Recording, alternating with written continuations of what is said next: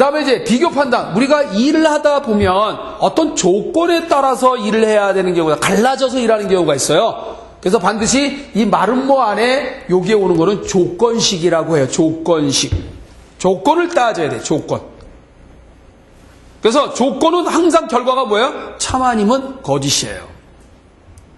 그러면 참 아니면 거짓이 나오려면 어떤 식이, 조건식이 참과 거짓이 나오려면 그 안에 반드시 어떤 연산자가 포함되어야 되냐면 논리연산자나 관계연산자가 포함되어 있어야 돼요. 왜요? 그 두 가지 유형의 연산자는 결과가 언제나 논리값이에요. 이해하셔요? 그러니까 가감승제 산술연산자가 올 수 있지만 혼합될 수 있지만 반드시 최소한 논리연산자든 관계연산자든 꼭 나와야 돼요. 그래 논리값이 되니까. 이해하시죠? 그래서 참이냐 거짓이냐에 따라서 두 갈래로 갈라지는 겁니다. 이건 두 갈래로 갈라지는 거예요. 두 갈래로 갈라지는 거예요. 참과 거짓일 때 갈라지는 겁니다. 그럼 세 갈래, 네 갈래로 갈라지려면 어떻게 돼요? 이걸 계속 연속적으로 써야 돼요. 물어보고 또 물어보고 조건을 계속 따져야 돼요. 조건을 자꾸 따지는 거예요. 그럼 되죠? 그러니까 이 비교 판단을 한 번만 쓰면 두 갈래로 갈라지고요. 두 개를 쓰면 세 갈래로 갈라지고요. 그러니까 이 마름모를 쓸 때마다 하나씩 더 갈라지는 그 가지가 나와요. 그것도 기본 원리예요, 그게. 그러면 그것도 답 쓸 수 있겠죠. 그 다음에 반드시 자료를 자체에서 만들어서 자체에서 써먹을 수도 있지만 그렇지 않은 불규칙한 자료는 반드시 외부에서 들어가야겠죠. 네 입력. 그래서 입출력을 해야 돼요. 평행사 변형은 입출력을 하기 위한 기호인데 입력이면 read, 출력이면 write 이렇게 쓰면 돼요. 입력으로도 쓰는 기호고 출력으로도 쓰는 기호입니다. 그리고 반드시 출력은 반드시 존재하겠죠. 출력이 없는 프로그램은 웃기는 프로그램이죠. 계산 다 했는데 컴퓨터 보고 너만 알고 있어라잉? 그런 말이 안 되죠. 뭐 모니터로 보든지 종이를 찍든지 뭐 보조격장체 저장하든지 라이트를 해야 될 거 아니에요. 라이트 문장이 없는 프로그램이 있을 수 없다 이거죠. 그죠? 말도 안 되는 문제죠. 입력은 없을 수도 있어요. 왜? 자체에서 만들어서 쓸 수도 있으니까. 규칙적인 데이터는. 근데 불규칙한 데이터는 반드시 입력을 받아야 돼요. 자, 그 다음에 제일 많이 쓰는 게 이거죠. 이거는 사실 없어도 이걸 없으면은 얘하고 얘를 잘 이용해서 얘하고 얘를 잘 이용해서 만들어야 돼요. 얘는. 근데 편리하게 쓰기 위한 기호입니다. 반복해 주세요. 그러니까 반복은 이렇게 해서 박스를 치는데 위에 선을 그어놓고 이게 이제 반복이라는 의미를 붙여줘요. 여기. 반복. 한글로 써도 되고요. 뭐 do, for 뭐 이런 식으로 여기다 반복 조건을 씁니다. 얘를 몇 번 돌 거냐, 몇 번 반복할 거냐, 반복 조건을 쓰는 거예요. 뭐, 그래서 100바퀴 돌겠다. I는, 자, 이쪽으로 와서요, 다시. 계속 나와요, 이런 것들이요. 이거 알고리즘은 그냥 생각하면 돼요, 그냥. 뭐, 앉아서 풀어보는 것도 중요하긴 한데, 정확한 답을 얻으려면 제일 좋은 거는 컴퓨터에다 두들겨서 프로그램 짜가지고 돌려보는 게 최고겠죠. 이제 프로그램까지, 언어를 배우기까지는 좀 시간이 많이 걸리고요.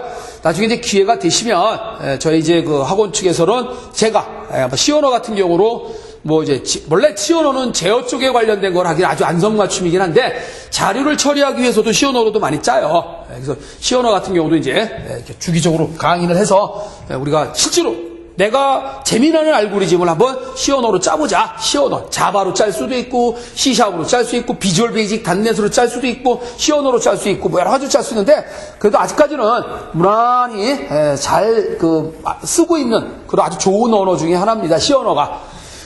스티브 잡스가 타계하고 난 다음에 바로 이틀 후에 또 이 시언어를 만든 데니스 리치라는 분이 또 타계를 하셨죠. 70세의 나이로 타계를 하셨는데, 사실 굉장히 유명하신 분이에요. 시언어를 만들었다라는 것은 바로 유닉스라는 운영체제가 시언어를 만들지 않았으면 그분이 안 계시면 유닉스도 없는 거예요. 왜? 유닉스 운영체제가 시언어로 되어 있습니다. 유닉스 운영체제가. 그래서 그분이 만든 거예요. 데니스 리치라는 분이. 굉장히 유명한데 맨날 이제 그 스티브 잡스가 돈도 많이 벌고 뭐 이러다 매스컴을 많이 타다 보니까 잡스의 얘기가 많이 나왔지만 실제로 그 애플 컴퓨터 만든 사람은 잡스라기보다도 같이 동료였던 워즈니악이라는 그 친구도 이름이 스티브예요. 스티브 워즈니악. 또 잡스도 스티브 잡스 이름이 같아서 아마 같이 만났던 걸로 알고 있는데 어쨌든 그분이 더 유명하고요. 네, 그분도 돈이 굉장히 많아요. 네, 근데 이제 그 음악을 좋아해가지고 뭐 콘서트도 많이 열고, 네, 좋은 일도, 교육에 대한 기부. 우리나라에서도 이제 요즘에 교육에 대한 기부를 이제 많이 하는 것 같습니다. 재능 기부라고 그래가지고, 네, 학생들 요즘에 문제 학생이라든가 또 학습 지진아라든가 이런 그 친구들에게 좀 더 동기부여를 하기 위해서 재미나는 멘토가 돼줄 수 있는 그런 그 능력을 가진 사람들이 이제 재능 기부를, 교육적인 재능 기부를 많이 하고 있습니다. 좋은 현상이죠. 자, 어쨌든 그래서 반복 조건을 쓰시면 되고요. 이제 나중에 보면은 그렇게 쓰는 거구나. 그리고 그 반복을 하면서 해야 할 일을 이 아래쪽에 있는 박스 안에다가 쓰시면 돼요. 뭐 여기에 네모도 올 수 있고, 저게 처리 기호도 올 수 있고, 뭐 비교 판단도 올 수 있고, 뭐 입출력도 다 올 수 있죠. 뭐. 자, 왜? 반복해서 출력할 수도 있잖아요. 그죠? 자, 그래서 반복 조건이 오고 처리할 내용이 이렇게 온다. 자, 그 다음에 우리가 이제 그 시험 문제 정도는 종이 한 장에, 종이 한 장 위에다가 다 그릴 수 있어요. 그런데 종이 한 장에다 그릴 때 좀 아껴 그린다고 이렇게 그릴 수 있겠죠. 자, 이렇게 이제 종이에다가 순서를 스타트 이렇게 그려가지고 어쩌고저쩌고 준비하시고 그래서 쭉 그리다가 지면이 모자라잖아요. 모자라면 이제 이렇게 해서 이렇게 하죠. 이거 좀 지저분하거든요. 그래서 이렇게 안 하고 이렇게 연결 표시를 안 하고 어떻게 하냐? 여기다가 동그라미를 씁니다. 이렇게 동그라미를 쓰고 K다. 그러면 여기다가 또 동그라미를 써서 똑같이 K다 하고 또 이렇게 해서 쭉 내려와요. 그럼 똑같은 레이블, 이걸 레이블이라고 그러죠. 레이블이 같은 경우는 연결고리다 그런 얘기예요. 한 페이지, 하나의 동일 페이지 내에서의 연결고리예요. 동일 페이지. 근데 그리다가 또 다른 페이지로 넘어가야 된다. 좀 순서도가 길어. 그러니까 내려오다가 야 이거 모자라네. 다른 페이지로 갈 때는 뭐냐? 이렇게 오각형도 PPP 뭐 이렇게 뭐 아무거나 써도 돼요. 마음에 드는 이름을 쓰시면 돼요. 뭐 먹는 거 쓰는 사람도 있어요. 뭐 콜라, 사이다 뭐 이렇게 만들어서 돼요. 그러면 여기다가 이렇게 오각형을 해주고 또 이렇게 그리면 돼요. 그래서 여기도 PPP 그 오각형이라는 걸 보면서 이거 딴 페이지로 가는구나. 얘를 보고 다른 페이지에서 넘어오는구나 라고 알 수 있겠죠? 서로 끊어진 페이지, 다른 페이지 내에서의 연결자다. 자, 이 정도면 충분히 순서도에 대한 거를 알고리즘에 대한 거를 그릴 수 있다라고 생각하시면 돼요. 어렵게 안 되죠? 그냥 외우시면 됩니다. 뭐 외울 것도 없죠. 그냥 딱 보니까 금방 알잖아요. 그죠? 자, 그럼 지금부터 이제 본격적으로 해야 할 문제들인데, 자, 이런 걸 이제 알고리즘, 여러분들은 아마 그냥 딱 제목만 보고도 프로그램을 짜면 더 좋아요. 생각을 해도 좋고요. 이거 이렇게 처리하는 거야. IBM이라는 거대한 회사의 사운이 생각이라는 사운을 갖고 있어요. 우리가 원래 제대로 된 프로그램이 나오려면 일단 생각을 많이 해야 돼요. 분석하고 설계하고 계획을 세우고. 그래서 우리가 공학이라고 하는 측면에서 바라봤을 때 모든 학문이 공학적인 측면에서 접근한다는 건 거기에 과학이 접목이 됩니다. 과학. 그래서 항상 메소드, 방법론과 그다음에 그걸 잘할 수 있는 도구, 그게 필요하겠지만 어쨌든 간에 우리는 어떤 문제를 해결하기 위한 알고리즘. 그러니까 저런 제목 딱 보고 그냥 프로그램 순서도가 막 그려져야 돼요. 뭐 대충 그냥 완벽하지 않아도 괜찮아요. 알고리즘에 대한 거는 어느 정도 이해를 해자 그런 측면에서 한번 다뤄보자. 왜? 문제에선 주어지니까. 시험을 보기 위한 거라면 그 알고리즘 외울 필요는 없어요.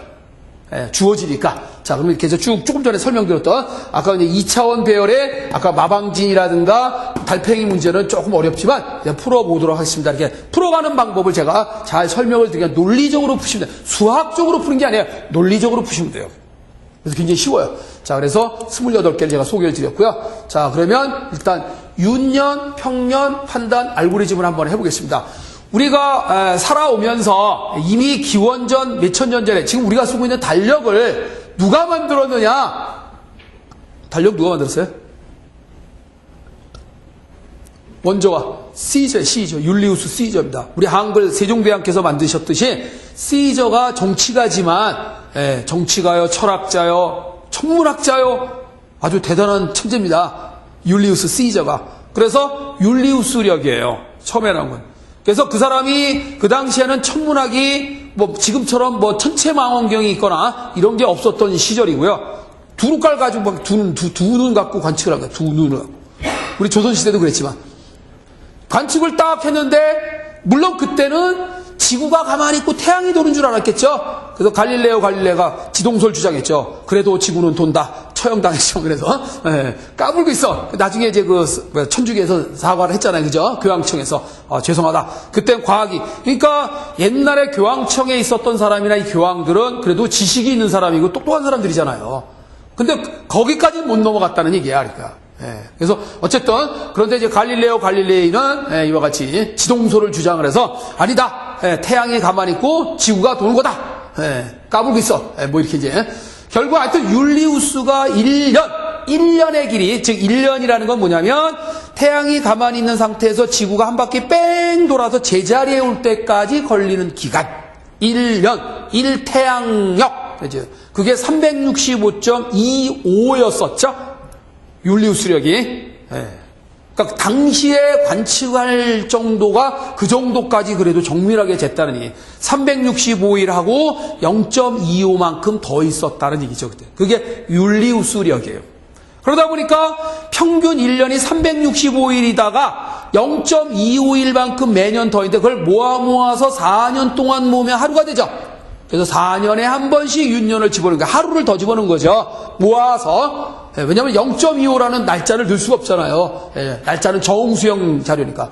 그런데 1582년, 그러니까 그로부터 BC 47년에 그랬는데 기원전 47년에 율리우스가 그렇게 관측을 했는데요. 이게 1582년이니까 이제 1600년이라는 긴 세월이 지난 거죠.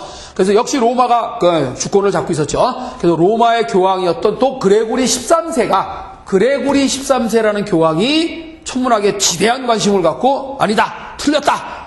그래가지고 그레고리 그 사람이 이제 관측을 한 바에 의하면 1태양력이 365.25가 아니라 365.2422다라고 발표를 했습니다. 그게 이제 1600년 동안에 얼마만한 오차가 생긴 거냐면 바로 아까 365.25를 빼면 0.078 이렇게 되겠죠. 그러니까 매년 0.0078일의 오차가 있었던 거잖아요. 근데 그걸 못 느끼죠. 그렇게 작은 값을 알 수가 없죠. 그게 1600년 동안 쌓이니까 곱하기 1600 하면 알아요. 그게 쌓이니까 얼마가 더 열흘이 생기더라고요. 열흘, 10일. 그래서 예전에 베스트셀러가 됐던 책 중에 하나가 있습니다. 책의 이름이 뭐냐면 너무 재밌어요. 요즘 베스트셀러 되려면 책 이름이 재밌어야 돼. 아프니까 청춘이다. 뭐 이런 것처럼. 근데 뭐냐면 날짜가 빵꾸 났어요가 책 제목이에요. 날짜가 빵꾸 났어요. 빵꾸 났다 이거예요. 바로 지금 제가 설명드린 그 얘기를 한 거예요.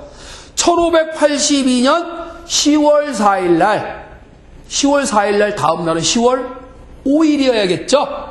근데 그동안의 열흘의 오차를 보정을 한 거예요, 그날. 그래서 10월 4일 날 다음 날이 10월 5일이 아니라 10월 15일로 바꿔버렸어요. 그러니까 열흘이 빵꾸 난 거죠. 5, 6, 7, 8, 9, 10, 11, 12, 13, 14가 없어진 거예요. 난리가 났죠, 이제. 그러니까 어떤 난리가 났냐면, 그 당시에. 그러면 1582년이면 우리나라로 말하면 조선 중기쯤 되겠네요. 그죠? 후기로 가는 그런 시절이에요. 그죠?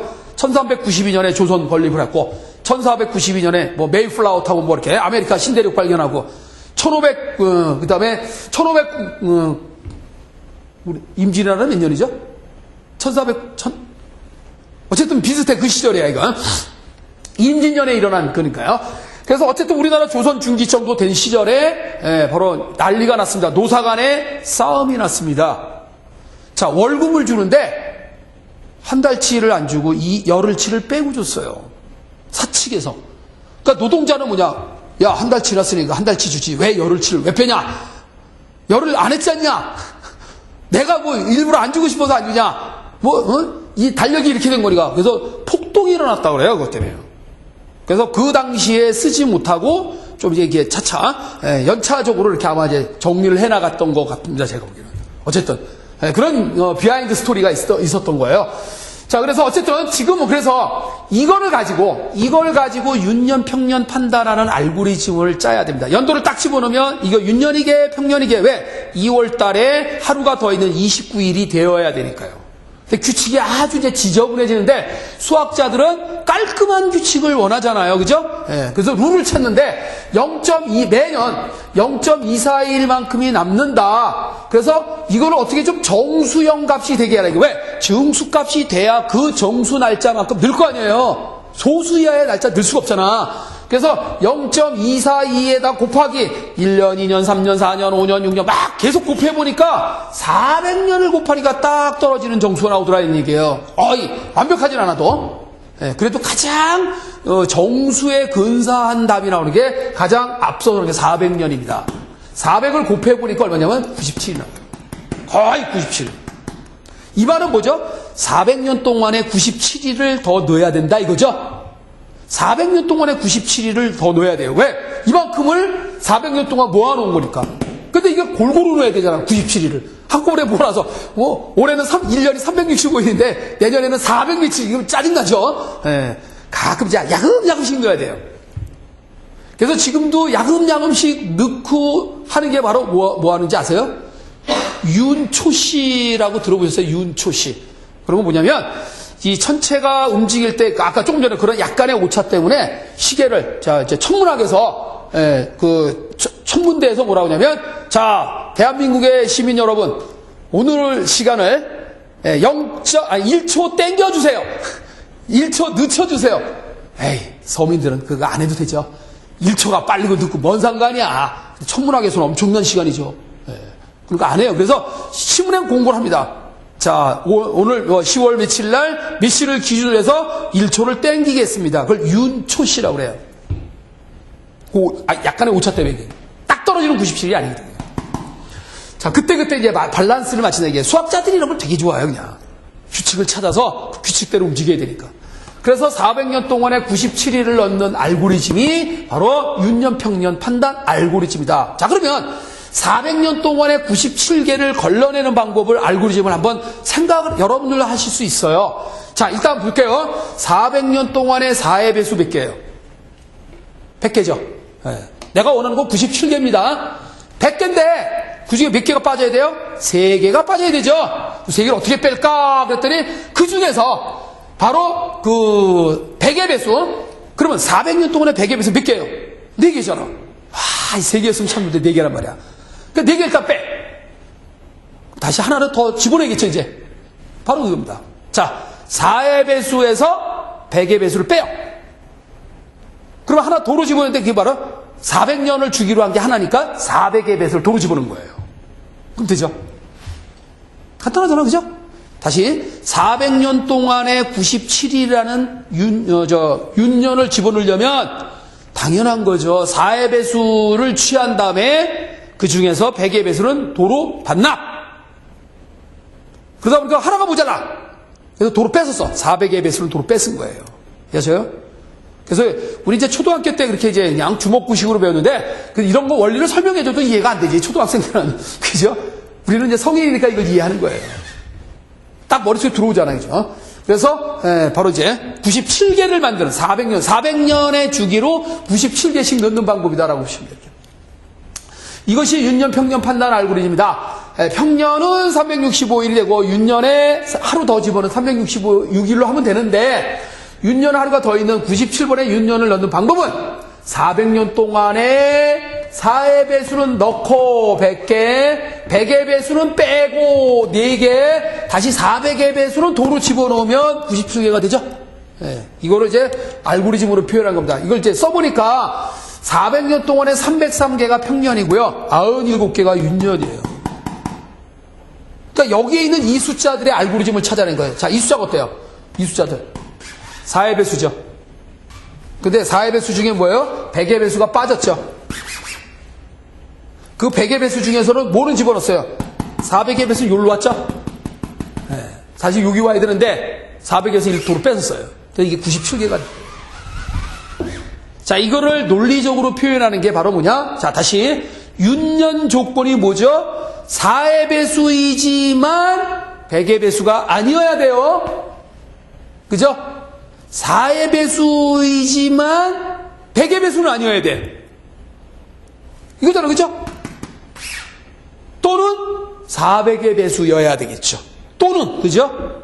그러니까 조금 전에 4의 배수와 100의 배수가 아닌 조건은 AND지만 400의 배수에 대한 조건은 도를 갖다 끼워놔야 되니까 OR의 의미가 되는 거예요.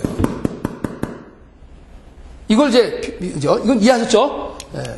그래서, 자, 그럼 보겠습니다. 간단해, 이렇게. 이 정도 간단하니까 시험 문제 낼 수가 없겠죠. 뭐 빈가로 5개를 할 수도 없어요, 이건. 너무 간단해서. 이게 다른 거에 꼽살이 껴서 난다, 이거야. 그러니까. 순수하게 요것만 내는 게 아니라, 윤년, 평년 판단을 해서, 어떻게 뭘 또 해라!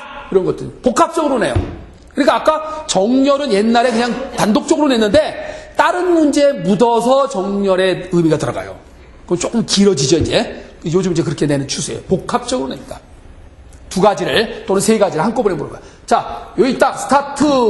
잘 읽어요. 내가 원하는 연도가 무슨 년이냐 알아보려고 하면 입력, 여기 사실 이제 준비방을 생략한 건 뭐냐면 사실 이런 방들이 사실 준비가 돼야 돼요. 근데 그냥 막연히 방을 준비하는 거는 표시를 그냥 안 한 것 뿐이에요. 이제 초기값 주는 거. 방을 준비를 해서 초기값을 줘야 되는 경우는 준비방 기호에다 쓰기는 하지만 일반적으로 이런 경우는 그냥 안 합니다. 자, 입력. 이어. 자, 이왕 연도를 읽어드리려고 하는데 키보드로부터 연도를 입력을 할 때 그 입력한 연도를 이어라는 변수명. 이 변수명은요, 컴퓨터가 이 단어 자체를 못 알아들어요.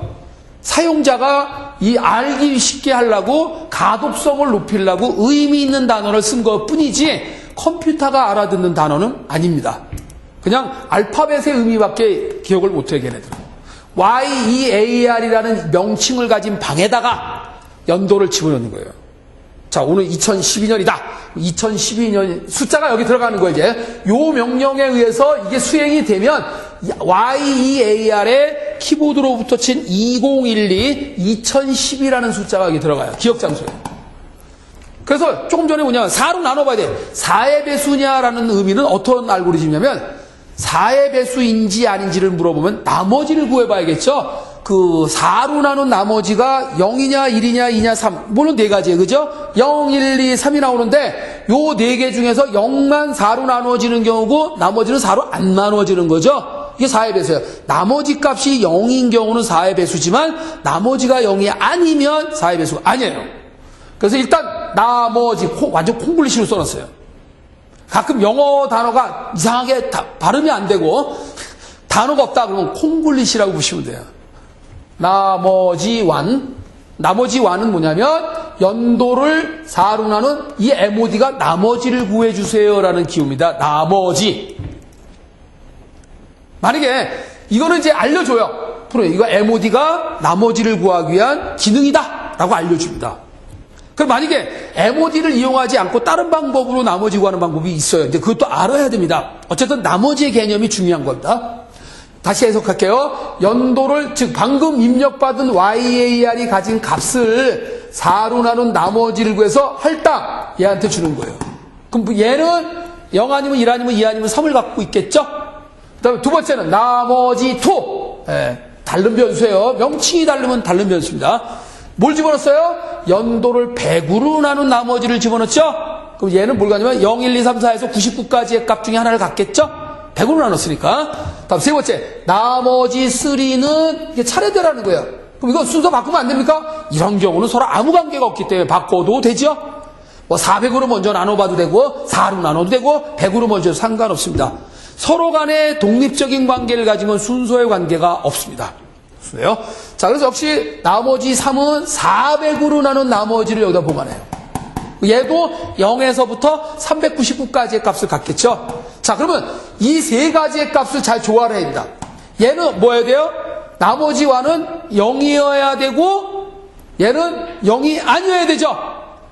4의 배수가 되려면 0이어야 되잖아요. 그러니까 뭐예요? 나머지와는 0과 같아야 되고, 자, 이때 이제 주의할 게 있습니다. 이 비교 판단문에 있는 조건식에서 이 꼴은 같답니다. 처리기호에서는 할당이고요. 조건식에서는 같답니다. 같다.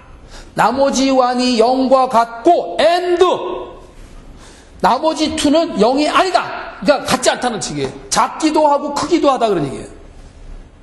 부등호 표시가 작기도 하고 크기도 하다 그러죠. 그럼 같지 않은 거죠? 네가 클 수도 있고 내가 클 수도 있다 그런 얘기예요. 그러니까 다시 말하면 같지는 않다 그런 얘기예요. 왜냐하면 기호에 같지 않다라는 기호가 없잖아요. 요걸 이제 조합해서 만든 겁니다.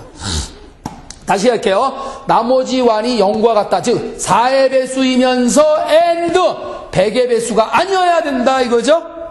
0이 아니면 100의 배수가 아니잖아요. 그리고 5와 나머지 3이 0과 같아. 400의 배수여야 된다 그런 얘기죠. 이 조건이 true 만족을 하면 윤년이라고 출력을 하고 끝나면 되죠. 불만족하면 false잖아요. 예를 들어서 평년이라고 짓고 끝나는 거예요. 아주 쉽죠? 이제 개념적인 거, 이렇게 쉬운 거라도 하나를 제대로 알아두면, 아까 이제 그런 그 기본적인 지식들, 이 순서도를 이제 이해할 수 있는 그런 기본적인 지식만 알면 충분히 어떤 문제든지 알고리즘은 주어지니까 그 알고리즘대로 표현을 하시면 돼요. 이제 몇 개 알아야 될 건 있습니다. 알아두면 좋아요. 아까 이제 정렬 같은 경우는 셀렉션 정렬이나 버블 정렬은 이게 알고 가면 굉장히 수월하게 답을 쓸 수 있는 경우가 굉장히 많습니다. 자, 이렇게 해서 순서도를 한번 그려봤습니다. 자, 그럼 이제 요거 하고 싶게요. 나머지를 구하는 알고리즘이 3가지가 있어요. 아예 MOD라는 거를 형식적으로 만들어서 사용하는 경우가 있고요. 그래서 가운데다가 이렇게 씁니다. 연산자처럼 더하기, 빼기 이렇게 씁니다. MOD라는 명령, 그러니까 단어로 쓰는 경우가 있어요. 근데 이거를 앞으로 끌어당겨서 앞에다 쓰는 경우가 있어요. 괄호 안에다가 자료를 주고요. 괄호 안에다가 자료를 주고 이렇게 앞에다 쓰는 경우가 있어요. 이런 구조가 함수예요. 함수. 이렇게 쓰면 연산자. 연산자 개념이고 얘는 함수 개념이에요. 명칭 나오고 괄호가 나오면 함수 구조예요. 명칭이 나오고 괄호가, 이게 명칭이잖아요. 그죠? 그리고 괄호 나왔죠? 이런 걸 함수라고 그래. 함수. 우리 수학에서 fx 이렇게 가로치잖아요. 같이. x에 관한 함수다. 뭐 x, y 그러면 xy에 관한 함수다. 이런 식으로. 함수예요. 진짜는 바로 이겁니다. 이제 MOD라는 기능이 만약에 없다면 만들어 쓰셔야 돼요. 자, 우리는 여기 나오죠. 우리가 이제 학교 다닐 때 이거 많이 했잖아.